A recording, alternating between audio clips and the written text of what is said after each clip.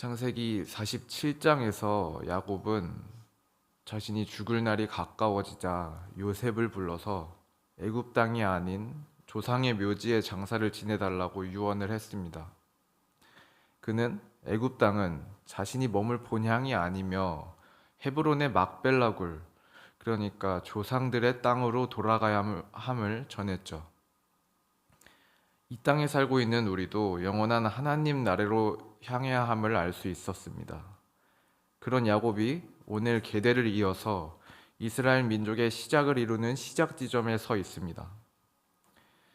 오늘 본문인 48장 8절부터 22절 말씀은 야곱이 요셉의 두 아들에게 축복하는 이야기입니다. 8절에서 야곱은 그의 앞에 나온 요셉의 아들들을 보고 이들이 누구인지 묻고 있습니다. 눈이 어두워져서 잘 보이지 않는 상태인 야곱이 자기가 축복할 대상을 재차 확인하고 있는 것입니다. 야곱의 아버지였던 이삭도 눈이 어두운 상태에서 장자에게 축복하고자 했습니다. 그러나 야곱은 에서로부터 장자권을 샀고 또 어머니 리브가와의 모의를 통해서 아버지를 속이고 본인이 대신 축복을 받았었습니다. 어떻게 보면 야곱은 이런 속임수의 과정을 되풀이하고 싶지 않아서 축복의 대상들을 다시 한번 확인했던 것 같습니다. 9절을 보면 야곱은 내가 그들에게 축복하리라 라고 이야기합니다. 그의 아버지 이삭이 장자에게만 축복을 하려 했던 것과는 다르게 야곱은 요셉의 아들인 므낫세와 에브라임, 그뿐만 아니라 자신의 다른 아들들에게도 모두 축복합니다. 이삭의 때에는 신앙의 계대가 직계 가족의 차원에서만 이어졌다면 이제 야곱은 민족의 차원을 염두에 두고 있습니다. 다르게 보면 이삭의 축복은 장자만 독점하는 복이었지만 야곱의 축복은 각자의 분량에 따라 나누어 주는 복이라고 할 수 있습니다.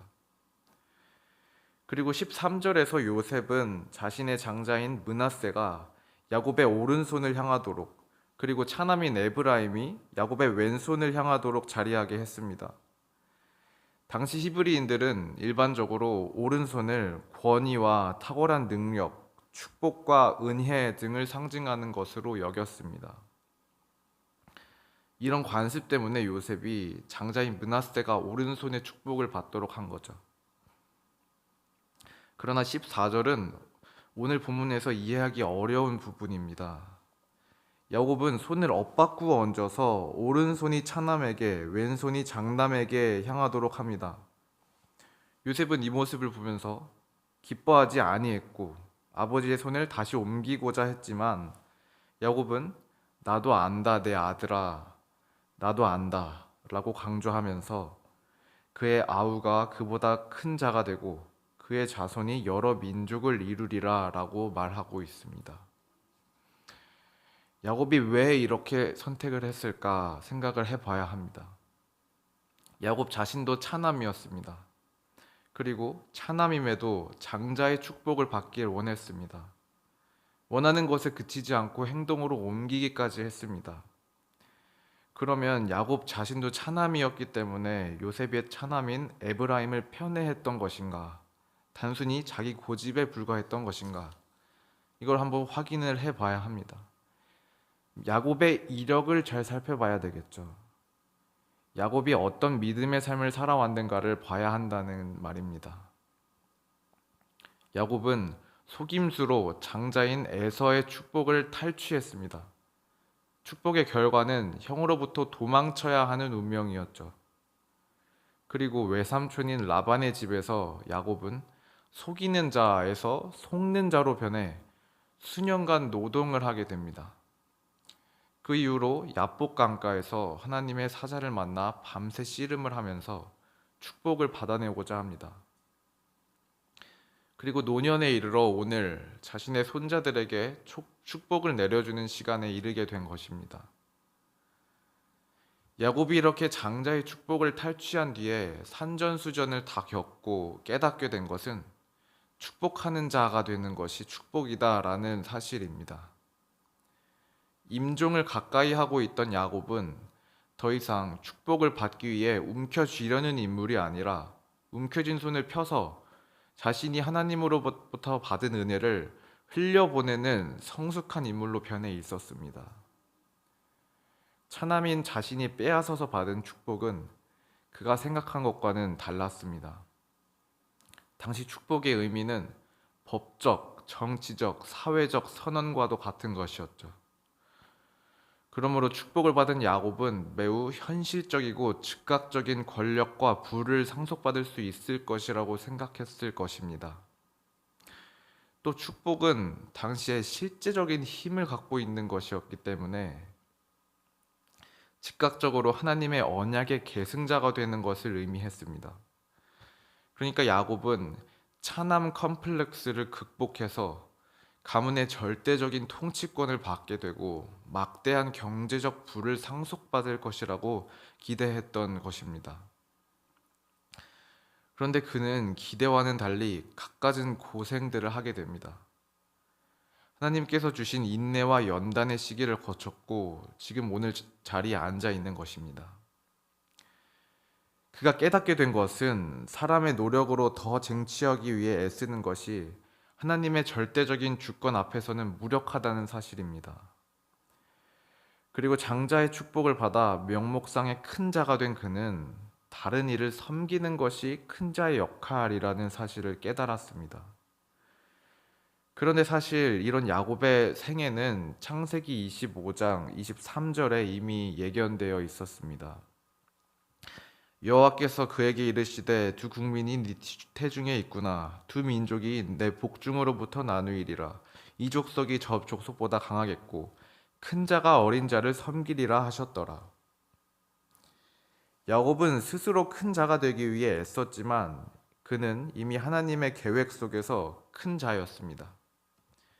자신의 힘으로 큰 자가 되려는 노력은 스스로를 철저히 부수게 될 뿐이죠.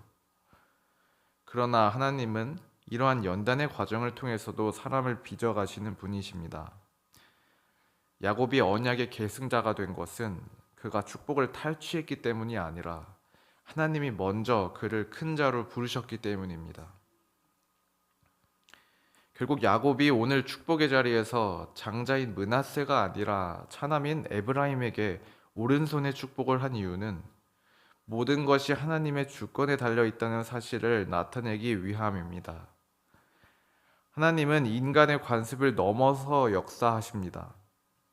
하나님은 성경에서 이스마엘 대신 이삭을, 르우벤 대신 유다와 요셉을, 엘리압 대신 다윗을 선택하셨습니다. 야곱의 엇갈린 손을 통해 우리는 우리의 기준이 아닌 하나님의 기준, 하나님의 은혜로운 선택에 구원과 축복이 달려 있음을 알 수 있는 것이죠. 하나님의 주권을 중심으로 야곱의 삶을 다시 돌아보면 야곱은 이전에는 스스로 자신의 조급함으로 삶을 통제하려 했다는 사실을 알 수 있습니다. 그는 축복을 얻어내기 위해서 속임수를 썼고 하나님의 천사를 만나 씨름하며 훈련의 시기를 보냈었죠. 그런 야곱이 이제는 축복을 움켜쥐지 않고 흘려보냅니다. 21절에서 야곱은 축복을 마치며 나는 죽으나 하나님이 너희와 함께 계시사 너희를 인도하여 너희 조상의 땅으로 돌아가게 하시려니와 라고 말하고 있습니다.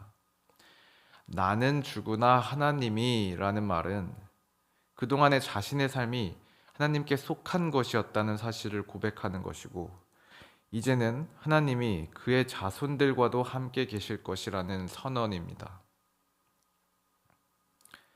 하나님께서 야곱의 축복을 통해 보여주시는 축복의 신앙의 세 가지 원리가 있습니다.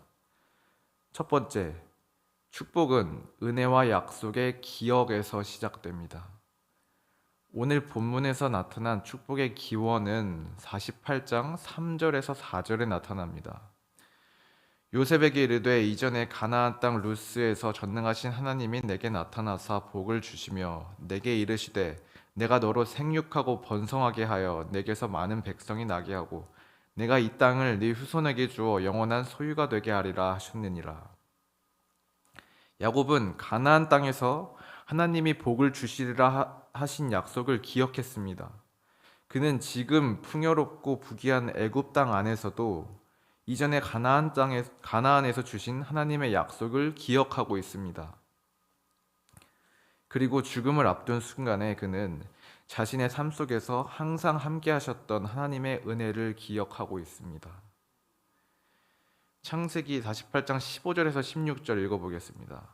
그가 요셉을 위하여 축복하여 이르되 내 조부 아브라함과 아버지 이삭이 섬기던 하나님, 나의 출생으로부터 지금까지 나를 기르신 하나님, 나를 모든 환난에서 건지신 여호와의 사자께서 이 아이들에게 복을 주시오며 이들로 내 이름과 내 조상 아브라함과 이삭의 이름으로 칭하게 하시오며 이들이 세상에서 번식되게 하시기를 원하나이다. 그는 자신의 인생의 주인이 되고자 스스로 발버둥 쳤습니다. 그래서 에서와 라반으로부터 도망치던 야곱을 구하고 늘 돌보던 분이 바로 하나님이셨다는 사실을 고백하며 자신과 함께 하신 하나님을 기억하고 있습니다.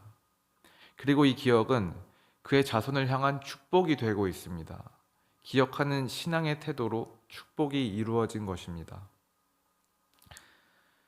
첫 번째가 기억의 원리였다면 두 번째 원리는 축복하는 자가 되는 것이 복이라는 것입니다.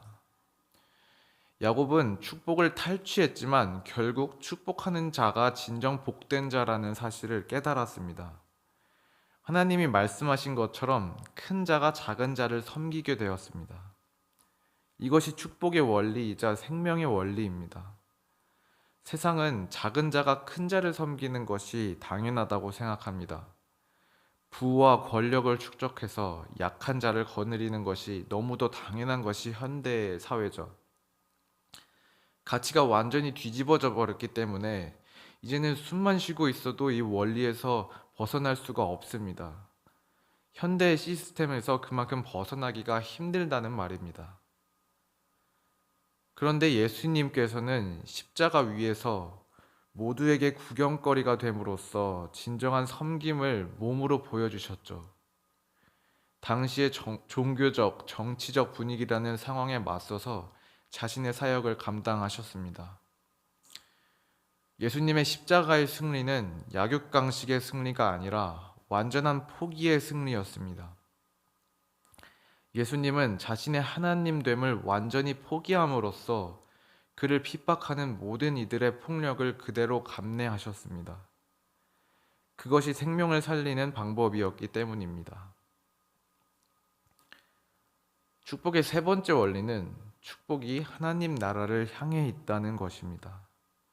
48장 21절 이스라엘이 요셉에게 또 이르되 나는 죽으나 하나님이 너희와 함께 계시사 너희를 인도하여 너희 조상의 땅으로 돌아가게 하시려니와. 이 구절에서 야곱은 요셉을 비롯한 그의 자녀들이 하나님의 인도하에 조상의 땅인 가나안으로 돌아가게 될 것이라고 고백하고 있죠. 오늘 우리에게 조상의 땅은 영원한 하나님의 나라입니다. 야곱은 애굽 땅에서 하나님의 약속을 잊지 않고 조상의 땅에 묻어줄 것을 유언했었습니다. 애굽 땅이 이들에게 지나가는 나그네로서의 땅이었듯이 오늘 우리가 살아가고 있는 이 땅은 우리의 본향이 아닙니다.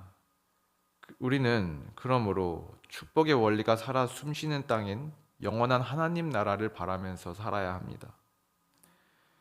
히브리서의 기자는 이러한 야곱의 축복에서 드러난 그의 믿음을 강조하고 있습니다. 히브리서 11장 21절 믿음으로 야곱은 죽을 때 요셉의 각 아들에게 축복하고 그 지팡이 머리에 의지하여 경배하였으며. 야곱의 생애에 있었던 파란만장한 사건들 가운데서 히브리서 기자는 굳이 요셉의 아들에게 축복한 사건을 꼽아서 강조하고 있습니다. 히브리서 11장은 믿음은 바라는 것들의 실상이요 보이지 않는 것들의 증거니 라는 구절로 시작하고 있습니다. 그러니까 이 장은 아직 보이지 않는 미래를 확신하는 현재의 믿음을 이야기하는 장입니다. 야곱은 비록 자신이 눈으로 직접 가나안 땅에 들어가는 현실을 경험하지는 못하지만 아브라함과 이삭의 하나님, 자신과 모든 일생을 함께 하셨던 하나님이 그의 후손들을 반드시 가나안 땅으로 이끄실 것이다 라는 사실을 믿음으로 고백했던 것이죠. 야곱의 믿음은 단지 그의 죽음으로 끝나는 것이 아니라 축복이라는 현실로서 구체적으로 나타났습니다. 그는 죽음 이후라는 시간에 결코 무관심하지 않았고 그에게 주어진 현실 속에서 축복이라는 행위를 통해 이 땅에서의 천국을 만들어 가고자 했던 것이죠.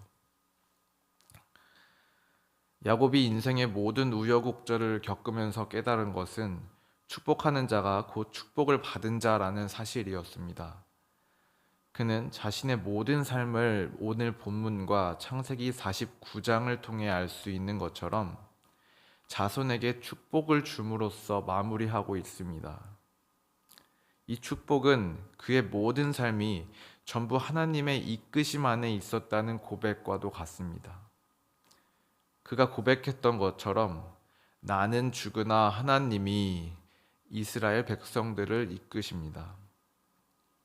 오늘 우리도 나의 조급함과 애씀이 아니라 하나님의 부르심을 통해 이미 큰 자가 되었음을 믿는 축복의 삶을 살아야 합니다.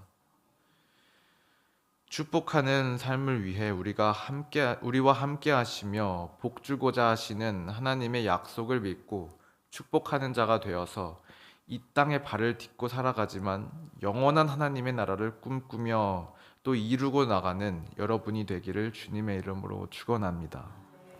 주기도문으로 예배를 마치겠습니다.